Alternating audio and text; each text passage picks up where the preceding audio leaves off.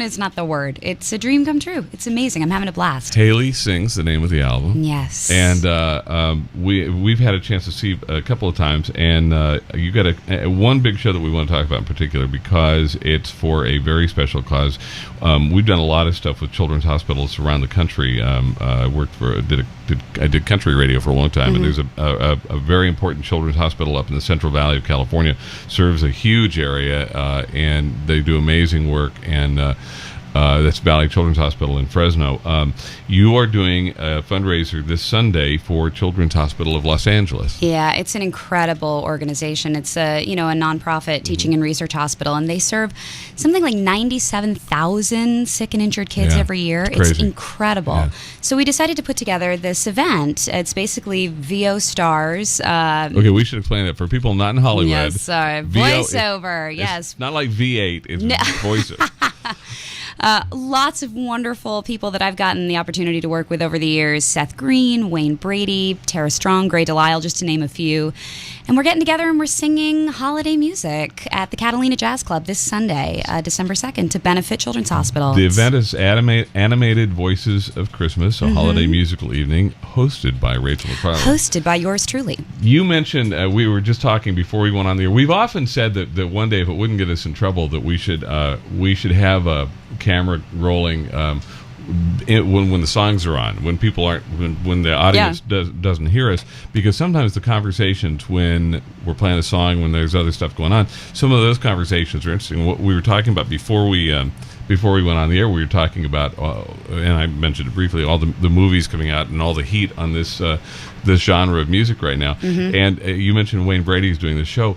I was just telling your manager, Alan Sverdov, that there's this Sammy Davis Jr. project that's being floated around, and every time it comes up, they talk about Wayne Brady playing Sammy Davis Jr. Wow, that's a great singer. idea. He's a great singer. Yeah, hilarious guy. And that's brilliant. Yeah, I think he'd be a good. We've been trying to be matchmakers. Somebody else say, well, we're thinking about doing this thing, and who would be, but it's interesting. Wayne Brady's such a talented. You got a great lineup. We have an incredible stars. lineup. Yeah, just hearing some of the rehearsals, the show is going to be absolutely fantastic. It's going to be a really special and unique evening. Okay, now I know who Seth Green is from. He's done so much stuff, but if I throw out a name, can you tell us where we've heard their voice? Sure. Am I putting you on the spot? No, I think I could probably swing that. Okay, Rachael MacFarlane. She, what has she done? Does anybody know? American Dad. There you go.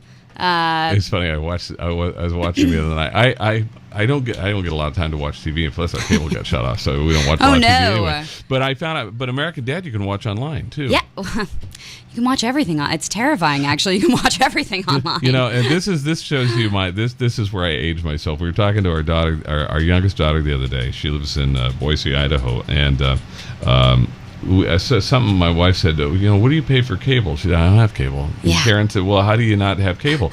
And Bailey said, I have Netflix. I have this. I've got Hulu, and I got Vudu, and who needs regular TV anymore? Isn't that amazing? I know, it's crazy. I don't understand any of that. My husband has our television plugged into the computer so that he can stream things and movies, and I have no idea. When he goes out of town, I basically have to listen to the radio because that's the only thing I can figure out. Well, good. I can give you a web address. Martini in the your husband's he's in the different part of the business, same business. Yeah, kind of. He's an animator, right? He's an animator and he's a director. Yeah, he's been over at Disney for a while. Yeah, that's actually how we met at Cartoon Network. I was doing voices and he was drawing the pictures. Is it rude when you're talking to somebody on the radio and they say, "We'll do a voice for it"? Do people do that? They put you on the spot like that? Not so much anymore, actually. And it's kind of been nice now that I've really, started singing a lot. People are asking me to sing more. That's been the thing that I've been I wouldn't do that to you this early in the morning. That's so sweet, Brad. Sweet. Because one of the things I've learned from hanging out with singers is that first thing in the morning ain't the best time to sing. No. I had my first trial by fire doing the news the other morning at 9:30. Never done that before. Here in L.A.? Yeah. Or at Channel 5? It was Good Day L.A. Yeah, good. Yeah, it was fantastic. But I've never sung that early in the morning before. And how'd that go? It was okay. It was better than I was expecting, actually. I was terrified. Rachael MacFarlane on martiniinthemorning.com. Her album is called Haley Swings, and one of the songs that, and we play a lot of different versions of this particular song, but one of the songs that the first time we played it, it's like all of a sudden we started getting tons of requests for it, and because it's kind of our theme song around here at martiniinthemorning.com, there's a lot of whoopee being made here at Martini in the Morning. Rachael MacFarlane. martiniinthemorning.com. It's I didn't want to start any rumors about Haley. I don't know her that well. I said the album's called Haley Swings. It's Haley How Sings. did you know? Yeah, she's a feisty one. Obviously, Haley, you watched the show. That Haley, yeah. So, what's that? I mean, do people try to talk to you in your Haley persona? Do they? What are they more curious about? Rachael MacFarlane or Haley Smith, right? Haley Smith, yes. I think it's pretty split. It's a little bit of both, actually. But I was doing an interview recently where the fellow didn't watch the show, and he said, I've never seen it before, and I'm looking at the character design, and she kind of looks like a Betty Boop type character. Is that kind of what her personality is? Wow. And I was cracking up. It's like, couldn't be further from that. Yeah. Exactly. Yeah. She's a hippie. Martini in the Morning music brought to you this hour by Susan Straw in Tampa, Florida, and also by the guy that makes these fabulous blankets like the one, the Martini in the Morning blanket right behind us. They make great gifts this time of year or any time. Rocklift Blankets, ROCLITH.com. They'll be in our holiday gift guide, and it's truly a fabulous gift. Something else you can give is the gift of health. Children's Hospital of Los Angeles, the benefactor for Rachel's, I almost called you Haley, for Rachel's show this Sunday night. It's Animated Voices of Christmas, a holiday musical evening. Now, these people are all like voiceover people, and I only threw out, I said I was going to put you on the spot and throw out a name, and you could tell me where we've heard their voice. Let's try another one. Go for it. Let's see. How about Kevin Michael Richardson? Kevin Michael Richardson is an incredible voice actor. Most people would know him from the Cleveland Show. He's he's which character is he? Cleveland Jr. Okay, cool. Mm-hmm. Very Yeah, cool. and he also used to do Family Guy too. Really? Yeah, he's fantastic. But you can hear him on everything. I know the name Alex Borstein. Alex Borstein, yes. Well, she's Lois on Family Guy. Oh, there you go. Yeah. Mm-hmm. So if you're a voiceover person, this is something I've always wondered. I mean, and really what you're doing with this show, Animated Voices of Christmas, it really underscores this question that I've always had. If you're a voiceover person, does that mean you can sing? It's been a very interesting question that we have come up against in this process because some voiceover people can't sing. Is that what you're trying to say nicely? Well, I think, yeah, my experience is that most of them can, actually, which Really? is what was sort of the impetus for this show to begin with. I mean, over the last 15 years doing this work and meeting so many incredibly talented people, and, they all say, oh, I also sing, or I have this record, or I do this. I mean, Gray DeLisle's a Grammy winner. Really? Yeah. Yeah, Wow. She's a folk singer.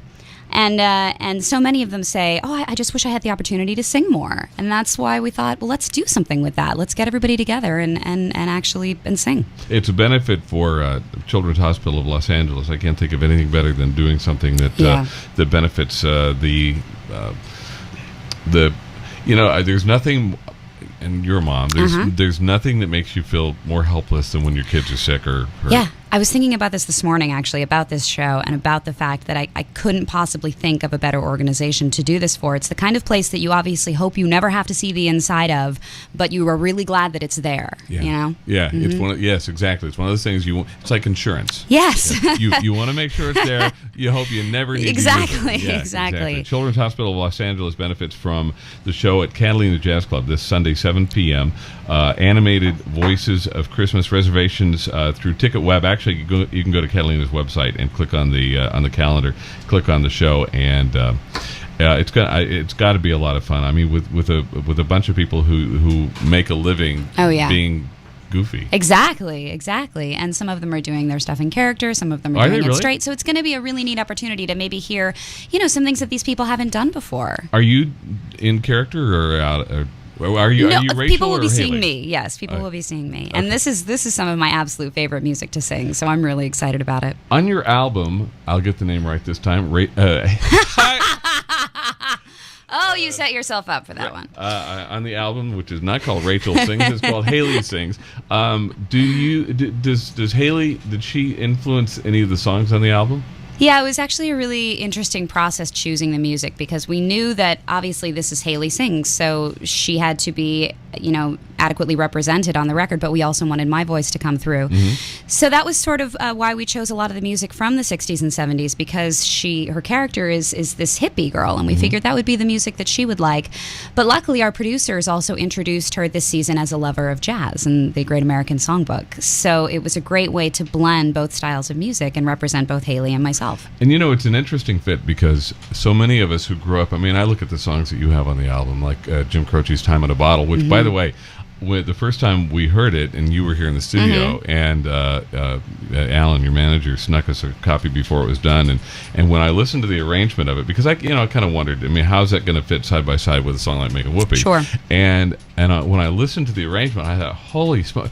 I don't think I told you this then, but somebody I know, Alan knows, Paul Anka told me a few years ago when he did an album called Rock Swings, and we'd had this conversation about keeping what's going on with the Great American Songbook, kind of a revival or renaissance of this music. And I keep talking about keeping the window open longer because there are trends and fads, some things come and go. Right. And I said our goal is to keep the window open as long as we can by bringing more people into the genre and so on.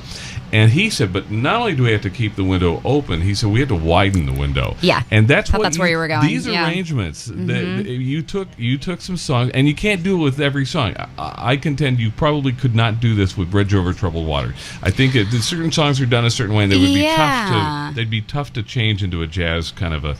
But you took, and again, so many of us who are relearning the great standards. So many of us grew up on songs like some of the ones that you have on this this album. And I think Jim Croce's Time in a Bottle was a really good example because the arrangement makes it a perfect fit for this album. It really does. Yeah. I know. I was blown away with the arrangement that Matt Cattengoo put together for this one. I love Matt. I love his work. Rachael MacFarlane from her album Haley Sings. Rammstein. God, and I took 4 years of German, and yet I always want to say Rammstein. Yes. Well, I think that may be closer to the actual. I should ask. Maybe. We have a German. Rammstein is how I would. Yeah. I don't know. I think that could be the English version of it. Rammstein? Yeah, I think you're probably right. So you're playing at Rammstein? Yeah, I'm actually really looking forward to this more than I have anything else that I've gotten to do so far.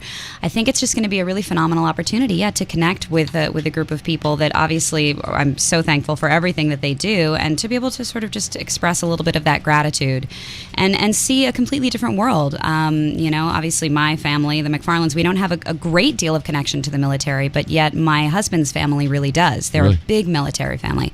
Marines, Army, Navy, you name it, they've got somebody in, and so this has become an important thing to me over the last 10 years. Well, I know there's a big military hospital there, Landstuhl. Are you performing at the hospital or on the base? We are. We're doing both. Oh, you do? Yeah, really? And we're going to tour the hospital and perform at the hospital, cool. and bring some fun treats to the men and women there. And cool. I'm really looking forward to that. I'm sure it's going to be quite a powerful experience. When do you head over there? We're leaving on Wednesday. Oh, really? Yeah. soon? Yes, exactly. So doing the show on Sunday and then heading out on Wednesday. Oh, that sounds like fun. Anything else going on? Are you any tour? I know you must. This must be really hard to balance your work as Haley with your. It's been interesting, definitely. It's definitely posed some challenges because I've been doing American Dad for 8 years and primarily doing voiceover, on other shows at the same time. So the scheduling has been fairly easy, but this has definitely been a little bit of a challenge to say, "Ooh, sorry, I'm going to be out of town doing this. I'm going to be out of town doing that." And I have to say, the folks at American Dad have been incredibly understanding about that. And it's a great thing about voiceover too, because I can do a table read from New York if I need to. Okay, what's a table read? When we all sit around every week and read the script for that week's episode. So you work out the script together? Well, the script is already written. The writers have already done it. But the actors. The actors, yeah. We all sit together with the Fox executives and standards and practices, and exactly. That's really the point right there. Is it really? To see what's going to fly and what's not, and what we have to pull. How much gets pulled?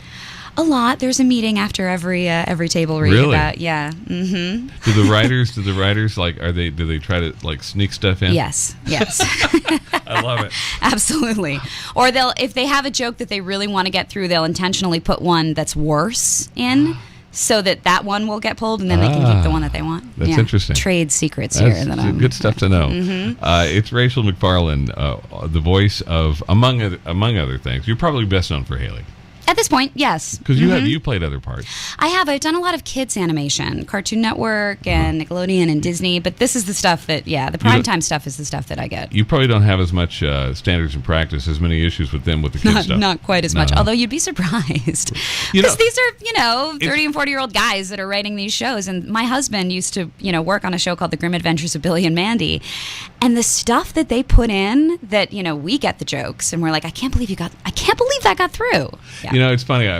As an adult, I went back and watched some of the cartoons we watched as kids, and jokes that the kids would never get, and mom and dad either weren't paying attention. Because if mom and dad were paying attention to some of that stuff, they'd like, oh no, surely they didn't mean that. Exactly, and they totally did. Yeah. No, we don't let our daughter watch a lot of the stuff that's not. She can watch like Nick Jr. or the shows that are specifically for her age bracket, because we know that the stuff that's on, again, that's for kids, really isn't teaching them anything good. It's funny because we have friends that I give a bad time about being prudish, but there are websites you can go to, like what was the movie, I think it was a Johnny Depp, Rango. Yeah, I know the site you're talking about. That you go to this website and it tells you how many S's and how many F's and how many GDs, and there are people who base their decision. And I mean, I guess I get it. I mean, that's sort of what you just said about your daughter. A little bit, yeah. I mean, we've been trying to find the perfect movie to take her to have, her first movie-going experience. She's how old now? She's 3. She just turned 3. Yeah. So I went on one of those websites because my husband was throwing out all sorts of things like Frankenweenie and all these movies that I'm like, I don't think that's going to be okay. And I'm not a prude at all. And I'm not one of those parents that but at the same time, there has to be a little bit of... Your perspective changes when you become a parent. God, it really does. Yeah. It's terrifying. Rachael MacFarlane on MartiniInTheMorning.com from her album Haley Sings. Great Gershwin song. Rachael MacFarlane. The album is called Haley... I almost said it again. I've never called it Haley Swings before, and I called it that once, and now I can't get it off my mind. Rachael MacFarlane on MartiniInTheMorning.com. Does that ever happen when you're doing a show, when you're doing a script? I mean, do you ever like run into like a silly mistake and then you can't get it out of your head? Yes, all the time. Really? All the time. It actually happens to me more now, not having a script in front of me as a singer, having to memorize things, which is new for me. Obviously, I don't have to do that in voiceover. So I will get something in my head that this is the lyric, and then just have to reprogram my brain. That's not it. That's not it. That's not it. People have been trying to get my brain reprogrammed for years. It's not working. Yeah. How hard is that? Because I see artists, people that I know who've been singing for a long time. Maybe it's because they have been singing for a long time. Yeah. I see them struggling with lyrics, and often now, I mean, more and more artists you see working with a teleprompter. Yeah, I've got a pretty good brain for lyrics and a good memory, so I'm doing okay so far. But the funniest thing is when we are at the table reads that I was telling you about, and we all have the scripts in front of us, and most of us have read it a couple times before we read it for the studio. Right. But some people haven't, and you can tell when they come upon a word that they're just not quite sure about. Right. And one of my favorites was one of our producers was reading the script, and he was doing the stage directions, and he said, the family sits around the Christmas tree. Auld Lang Syne plays in the background. What? Old Lang Syne, yeah. Oh my God. And everybody just lost. We were like, what? Like, seriously? I love it. That's too funny. Yeah, I know. So somebody didn't do their homework. Yes, exactly. That's too funny. That whole process, what you guys do is fascinating, because no matter how old, well, Mother Miriam excluded. I was going to say, no matter how. I'm teasing. Don't make that. Oh my gosh! Did you see that face?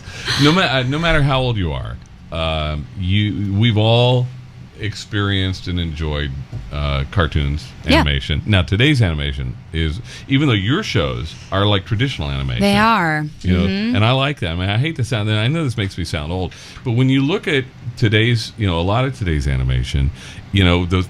I mean, Yeah. those people almost look. Shoot, I mean, some of the video games now, Well, they almost look real. You know, that's really part of Seth's philosophy on why he's had such success in animation, because he thinks that style, that two-dimensional way of drawing and sort of, you know, the lush colors, and that they really, people respond to that in a different way than they do to the computer-generated stuff, and I completely agree. I think it's a whole different experience, and Yeah. and again, I at the risk of making me sound old, and I am, and proud of it. It's a different experience, you know? And also, I think too, our brains receive sort of the computer-generated stuff as more kids' animation too. Do you know what I mean? It tends to look younger Yeah. when you look at something like Yes. maybe the Lorax or some of that CG stuff. It does. It looks like, oh, this is for kids. CG is an industry term here in Hollywood. I'm just doing this what does left it and mean? right today. Computer generated. Computer generated, Yeah. I have yeah. to think of it. We should also mention, since Rachel's being a name dropper, the Seth she referred to is her brother. Yes. Your older Sorry. brother. Your much older brother. My much older brother. Right. Seth MacFarlane, who, what an interesting thing that he's going to be hosting the Academy Awards. I know. Is that weird? Yeah, it's really incredible, actually. I don't think it's really sunk in to a lot of us that it's actually happening. I mean, it's on a completely different level than anything else he's ever done. Yeah. I was talking to one of the producers of the show of the Academy Awards at Seth's birthday party recently, and I said, I can't believe it. He's going to be seen by, you know, Billions. 50 million people, and he laughed and he was like, ha ha, try 1 billion. I know. Yeah. I mean, the numbers are staggering. They really Yeah. are. So it's just it's a completely different level. Because it's not, I mean, a lot of the award shows that we see are well viewed, you know, people watch them, but the Academy Awards, it's a whole different thing. It's like the Academy, somebody's going to tell me I'm crazy to make this comparison, but the Academy Awards is to award shows as the Super Bowl is to football games. Sure, absolutely. Because people will from not around the watch, world. right? Exactly, or they won't watch, and then they'll tune in for that. Yeah, Exactly. yeah. I mean, it doesn't matter if I've seen the movies or not. I'm still watching the Academy Awards. Well, and the Academy Awards has such an impact on, I think, on our culture in general. We go out when we can, and when the nominations come out, if there are movies that we haven't seen, sometimes we'll try and go out and see. I remember Capote. I don't know that I ever would have seen the movie. I mean, I've always thought Truman Capote was interesting, but when I started hearing about it after the nominations came out, you know, I had to go. And there's many movies we've seen because they wound up on the list of nominees. So that'll be interesting. Seth it's gonna be MacFarlane, amazing. and it's fun. We play. I think that you're the only. Let me think about this for a second. I think you're the only brother and sister whom we could actually play back to back on this radio station. That's delightful. And you have something on. He may be hosting the Academy Awards, and he may, you know, have a successful movie in his back pocket, Ted, and he's got all this other taking stuff. over the world. But the one thing that you have over him, you've been on MartiniInTheMorning.com twice. Right? Exactly. I know. So, you know, Rachel. I bring that up. That was, you know, Thanksgiving conversation. It's like, hey, wipe that smug look off your face. You think you're all that in a bag of chips, but I've been on Hey. Martini in the Morning. Rachel MacFarlane on Martini in the Morning. Big show coming up Sunday night. Animated Voices of Christmas, a holiday musical evening hosted by Rachael MacFarlane. And you said some of these people are going to be in character. Yeah. And they sing. So here, back to the table reads. I'm curious. When you Shoot. do those table reads, are you doing them in character? Absolutely, Okay, yeah. okay. We're reading the script pretty much exactly how you're going to hear it when you see the show. Okay, Yeah. I was curious. I mean, you know, I grew up with, you know, Quick Draw McGraw, Huckleberry Hound, and Fred and Barney, and, you know, I mean, those cartoons, the stuff that you do, it's and as a adult, it's more so. It's interesting now because the animation you guys do, is obviously geared at an older audience. And I think that for so many of us who watch American Dad or Family Guy. That's what I was trying- What's that Family other Guy. one? But I think for a lot of us who are more in the demographic that you're targeting with those shows, again, I think it takes us back to, even though it's entertainment that is suited to us where we are in life now, it's still, I think it takes us back to a another time where things were Absolutely. easier. Well, again, and that's part of the philosophy behind these shows, the way, they use a great live orchestra, to play this great background music. You've had Ron Jones on the show and played some of the stuff. Yeah. And I think, again, that sort of triggers a part of our brains that was used to hearing that music when we watched cartoons when we were little. Oh, my We just God. don't hear it a lot anymore. I hadn't thought about it, but when we had Ron in and had those conversations about the importance of music in some of those old cartoons, some of the Warner stuff, Bugs Bunny. Yep, exactly. I mean, and I go back now and I listen to some of the music that was, and it was real. I mean, and that's what you guys do. I mean, Ron, the music on he told me the story that on was it Family Guy, he used, like, I think for the Christmas show last year, he used like 90 pieces or something. Exactly. I mean, it's crazy. Yeah, it is. But again, Seth really feels strongly about the fact that makes a big, big difference. He fights for the money for those orchestras on every episode. Yeah, well, it makes such a difference. On your album, Haley Sings, you picked some interesting songs, and again, because you took Haley's character and put it kind of in that in her perspective. I thought this was and it's a wonderful version of this song, but I thought it was particularly brave to take on a Beatles song. Yeah, we sound like the American Idol judges, right? Don't take on the Beatles, right? That was my immediate reaction was, oh goodness, how are we going to do this? But sort of the way that I approached this tune was lyrically thinking of it as perhaps a soldier that's going off to war and is singing this song to the person that she's leaving, and interpreting it that way, I think it really took on a different tone and a different feel, and we're particularly excited about singing it for the men and women in Germany for the USO show. Rachael MacFarlane on MartiniInTheMorning.com. MartiniInTheMorning.com. Ironically, and Alan Sverdov, leave it to Alan, your manager, who's been around the block a time or two. Leave it to Alan to come up with this observation. That song was co-written by one of your label mates. Yes, absolutely, Paul McCartney. Paul McCartney, who's also on Concord Records. Not bad company. No, absolutely not. All My Love. It's beautiful. What a beautiful arrangement. Thank you That's really so pretty. much. Thank you. Yeah, I think that'll, and especially if you set the song up, and I think that I think the folks in the military and a lot of people that you're going to talk to at Ramstein, and sadly those who you will see at Landstuhl, many of them have been in some of those places where people are shooting guns and stuff. Yeah. And I think that people, especially people who've been away, as I have, not in wartime, but people who've been away on a remote assignment where you don't get to take your family, your loved ones with you, I think that your perspective on that song will definitely hit home. Yeah, I think so too. Really I think cool. I'm really excited to share it with them. Rachael MacFarlane on MartiniInTheMorning.com. The show this Sunday night, Catalina's Jazz Club, animated Voices of Christmas, a holiday musical evening benefiting Children's Hospital of Los Angeles. When you I mean, I know your daughter's only 3, but when you bring the album home, you play it for your daughter. Yes. What kind of reaction do you get? She loves it. I mean, she definitely. Does she get it that it's mommy singing? Yes, she definitely does. But the comedy of the situation right now is that she's utterly obsessed with Uncle Seth's album. It's so funny. I mean, and she does, in the car, she keeps saying, Mommy, I want to hear the coffee song. That's her favorite song. How funny. Yeah, and I didn't, I wasn't really taking in that she was getting it in the lyrics. And the other day I was, pouring my coffee and she said, Mommy, I want to see the cream go in. And so I brought it down to her level and I'm pouring it in and she just starts going, you're the cream in my coffee. You're the cream in my... And it was amazing. That's so cute. And then the other day, Mom, play 9 o'clock. I want to hear 9 o'clock. I love that song. 3. Yeah. That's amazing. It's adorable. The song from his album, the song we probably get the most requests for is him and Nora Jones doing Two Sleepy People. What a beautiful song. Great. I love that. I love the Sarah Bareilles duet. Oh my gosh, isn't that great? Oh, I love it. And that's such a great song. That's such a, speaking of Alan, a former client of your manager's did a fabulous, and I think it was the first vocal recording of that song. I'm not sure. Right, Love Won't Let You Get Away? It was a song done on an album of duets Billy May put together with Rosemary Clooney and Bing Crosby, and there's some fabulous. In fact, don't they do? I think they did. No, I was trying to think if they did Two Sleepy People on that album. I don't remember, but they definitely did Love Won't Let You Wait. And what's interesting about and this is something that I don't mean to draw comparisons between you and your brother. because I've seen him drink before, and you might want to watch your liver.